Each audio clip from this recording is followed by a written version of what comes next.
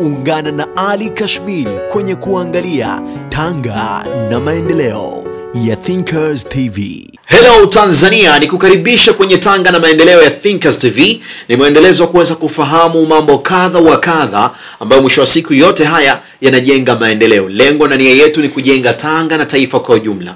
Mimi naitwa Ali Kashmir, asante sana kwa cameraman anaitwa Peters 255, bila kusahau director anaitwa Rama Junior. Na leo kiti hiki amekikalia diwani wa kata ya Mzizima, Mheshimiwa Chiluba. Na kuna vitu vingi ambavyo watakwenda kuviongelea kuhusiana na kuleta maendeleo na kujenga Tanga yetu. Nikusii kama bado hujasubscribe, hakikisha unafanya hivyo platform hiyo ya YouTube.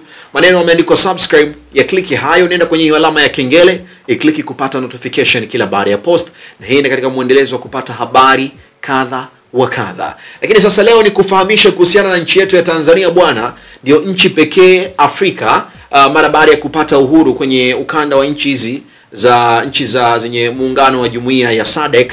Tanzania ni nchi pekee ambayo mara baada ya kupata uhuru iliweza kuwezesha nchi nyingine kwenye kupatiwa msaada ili nazo ziweze kujikomboa kwenye makoloni na kuweza kujitegemea wao wenyewe. Na mpaka sasa hivi tunaona ushirikiano unakuwa ni mkubwa zaidi, na hii ni katika kuleta pia maendeleo bali tu na Tanzania, lakini hata nchi zingine ziweze kufanikiwa kwenye nyanja mbalimbali. Nikukaribisha, na hii ni Thinkers TV. Tanga na Maendeleo. Mheshimiwa Chiluba, ni kukaribisha sana kwenye Tanga na Maendeleo ya Thinkers TV. Nashukuru sana.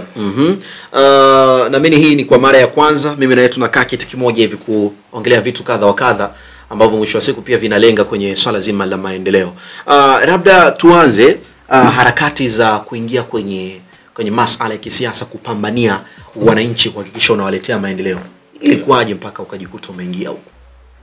Ni kweli ni kwamba nilipata tu msukumo kulingana na changamoto ambazo ziko kwenye kata yangu. Basi nikaona kuna baadhi ya vitu naweza nikiwa diwani basi naweza nikapambana nikajaribu hata kusaidia kusogeza maendeleo katika kata yangu. Asante sana. Mzizima, watu wengi hawalijui ile neno Mzizima. Nikisema asilimia hata 90 watu ambao wanalijua hili neno Mzizima ni watu ambao wanakaa kwenye kata ya Mzizima. Lakini asilimia kubwa wanajua Amboni. Hata mimi mwanzo nilikuwa najua kata inaitwa Amboni.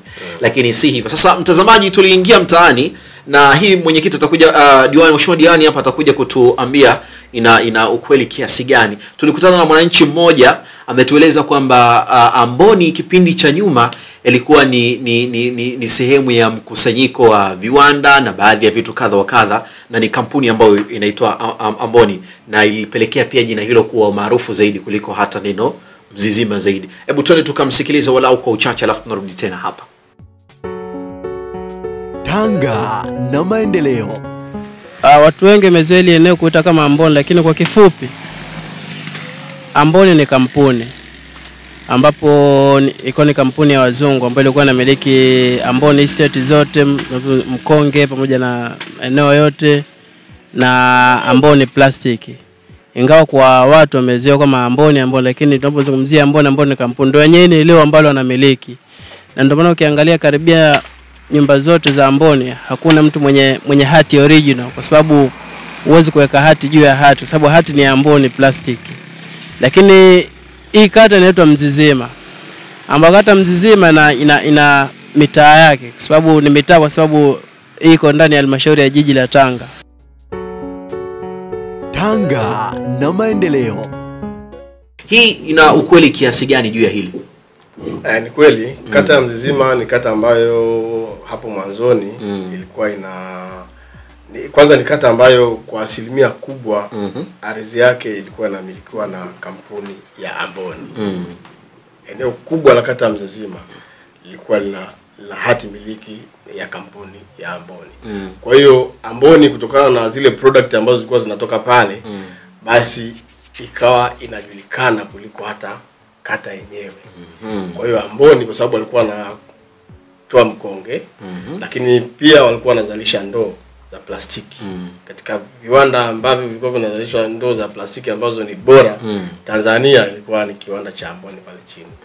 Kwa hiyo Amboni ikachukua jina kubwa, ikawa imemeza jina la Mzizima.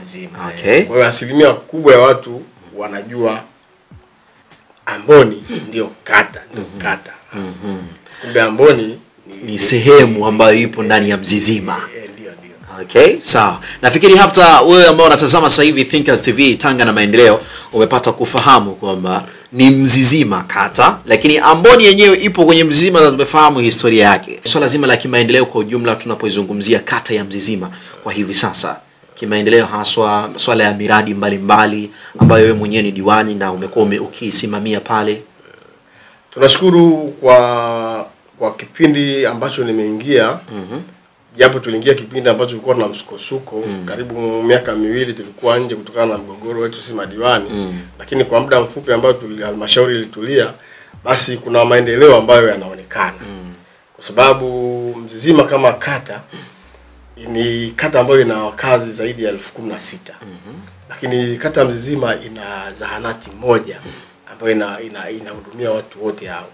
Lakini zahanati hiyo pia inategemewa na watu wa kata ya Kiomoni, sababu zahanati ya Kiomoni iko mbali, iko pande.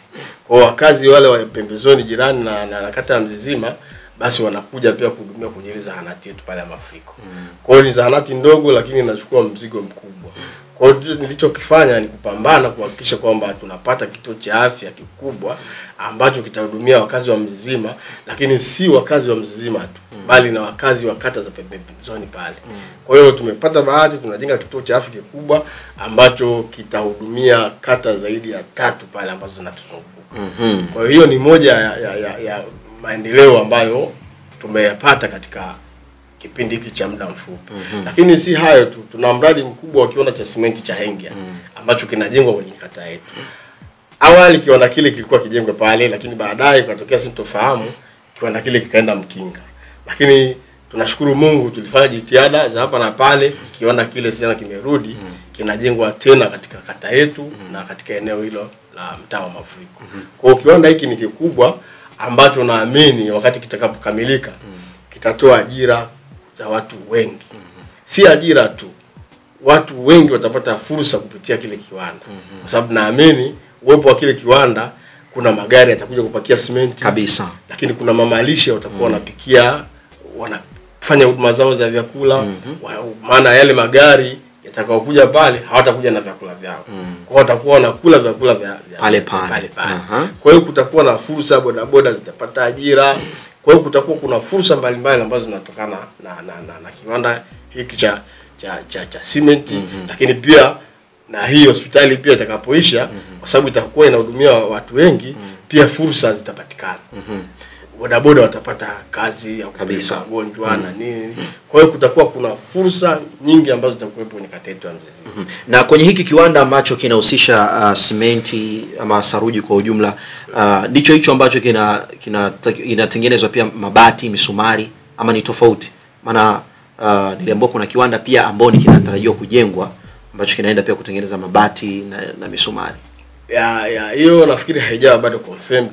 Lakini mwekezaji huyu wa kiwanda cha simenti alisema atajenga viwanda zaidi ya 6. Alisema atajenga kiwanda cha kutengeneza nguzo hizi, badala nguzo za umeme kutumia nguzo za miti, basi zitakuwa zinatengenezwa nguzo za nani. Atajenga kiwanda cha tiles. Kwa hiyo nafikiri ni mwanzo, anaanza na kiwanda hiki kwanza cha simenti, lakini baadaye atafungua viwanda vingine vingi. Kwa tuombe Mungu atupe uzima kiwanda hiki kiishe, lakini tuombe tena Mungu ije fursa tena hiyo nyingine kiwanda kingine. Sawa, Tanga na Maendeleo katika kuhakikisha tunaijenga Tanga yetu. Lakini kama una lolote na chochote, unaweza ukatufuatilia pia kwenye ukurasa wetu wa Instagram, tunatumia Thinkers TV, halikadhalika hata Facebook vivyo hivyo ni Thinkers TV. Lakini YouTube hapo unaweza ukaacha pia comment yako kama una lolote, ili kwenda sawa zaidi. Kwa hivi sasa moja kwa moja tuelekee mtaani na tupate nafasi ya kuongea na wananchi kadha wa kadha kwa hiki ambacho tuko nacho hapa studio. Wao wana maoni gani, wana maswali gani kwa mheshimiwa diwani, lakini ni vipi pia kwenye hali ya kimaendeleo kwa ujumla kwenye kata ya Mzizima pale ikoje? Tanga na Maendeleo. Hii ni eneo ambalo kwanza lina uwanja mkubwa wa eneo. Kwa mfano nyuma hapa kuna msitu mkubwa sana, fikiri unauona ile pale, ile mitiki pale ile miti ilitakiwa sasa hivi inatakiwa iondolewe, na kama ikishaondolewe pale ilibidi sasa kuanzishwe miradi mingine kimaendeleo. Kwa mfano unaweza ukaweka labda ukajenga shule, ukaweka soko kwa sababu soko hakuna.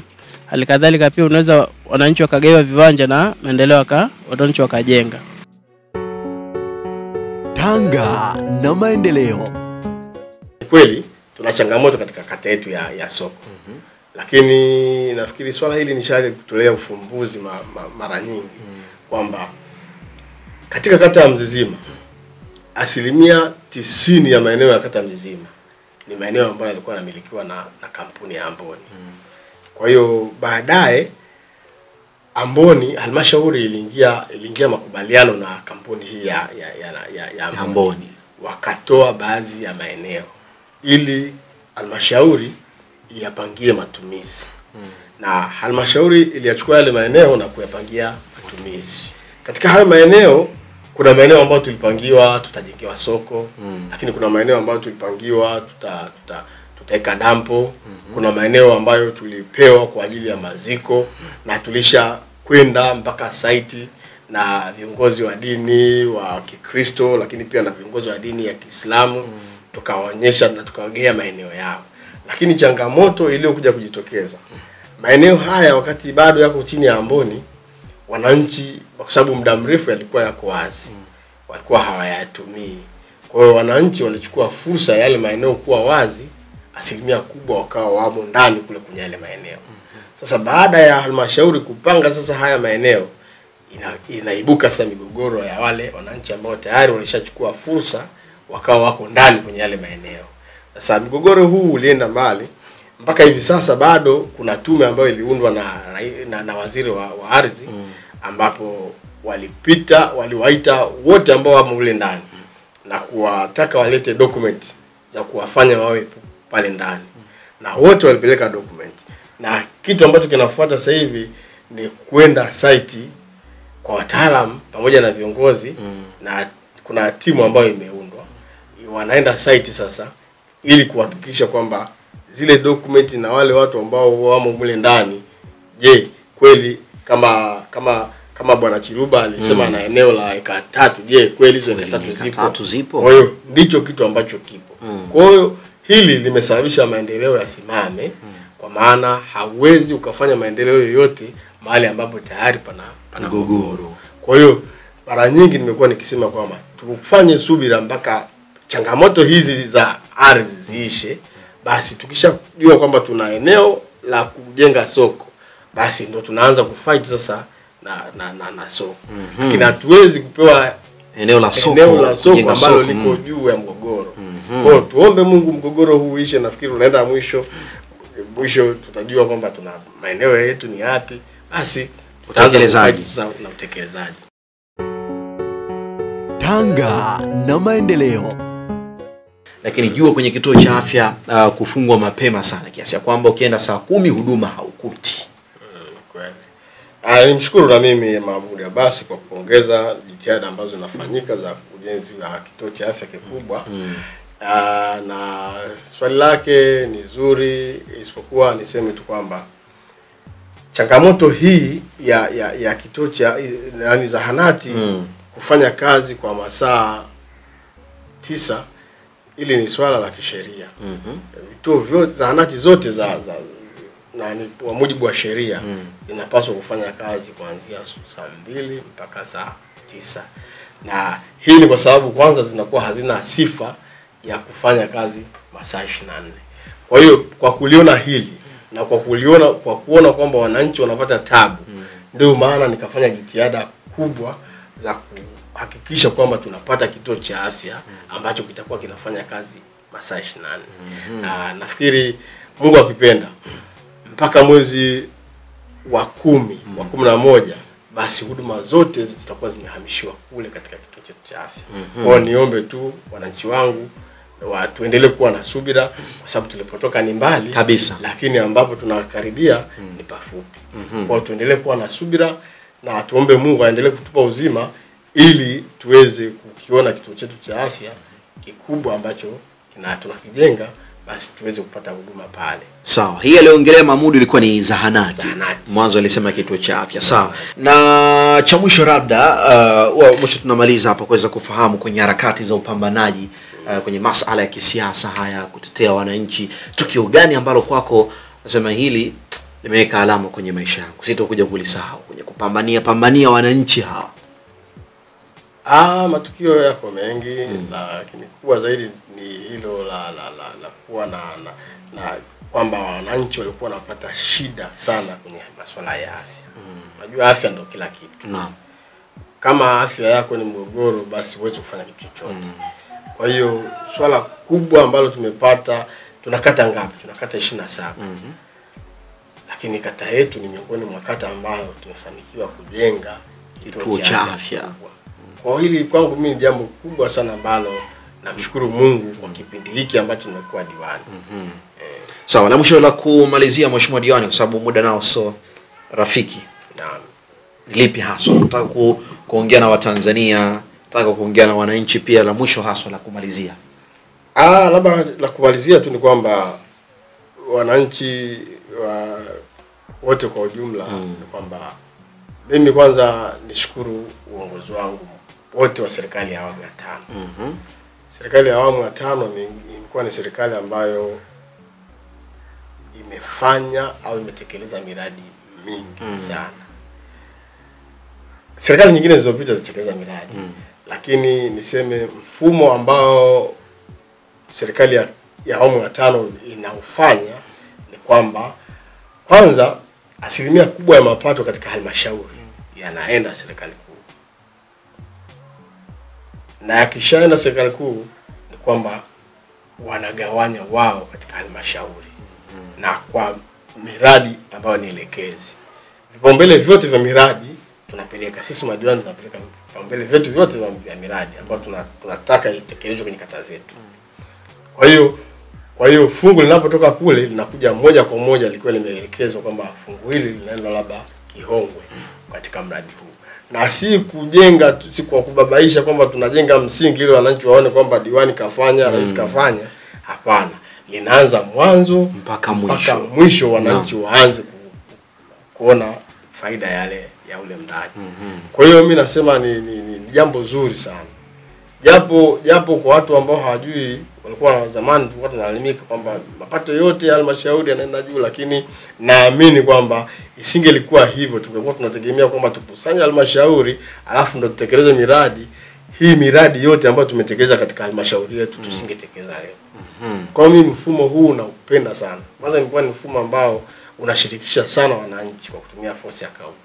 Kwa wananchi wanasimamia wao wenyewe na wananchi wanapata fursa ya ajira pale. Kwa hiyo ni mfumo mzuri sana. Kwa hiyo ni wasihi tu wananchi kwamba waendelee kuwa na imani na serikali hii ya awamu ya 5. Naamini kwa awamu hii inaisha, lakini kwa awamu nyingine naamini kwamba kuna mambo mazuri na makubwa yatafanyika. Sawa, Mheshimiwa Diwani, mimi nikushukuru sana kwa muda wako kuweza kushirikiana, kuweza kujadili kwa pamoja, lakini pia vile vile kujibu maswali ya wananchi kwa muda ambao tumeupata hapa. Nashukuru sana. Bana, huo ndio mwisho, na mwisho siku zote wa Tanga na Maendeleo ndio chanzo cha mwanzo wa Tanga na Maendeleo inayokuja. Kiti hiki nani ambaye atakikalia, mimi na wewe hatufahamu, lakini naamini yapo mengi mazuri ambayo yanakuja. Na niseme asante kwa wale wote ambao walichukua muda wao kutazama kipindi hiki mwanzo mwisho. Niseme asante kwako pia ambao umeweza kuacha comment yako hapo. Lakini kama bado hujatufuatilia kwenye ukurasa wetu wa Instagram pamoja na Facebook, tunatumia kama Thinkers TV ili mambo yote yaweze kwenda sawa zaidi. Asante za nguvu pia kwa cameraman anaitwa Peters 255 pamoja na director anaitwa Rama Junior, bila kusahau pia wewe ambaye umesha subscribe YouTube channel yako. Mimi naitwa Ali Kashmiri, reporter kitaa. Till next time, bye bye. Tanga na Maendeleo.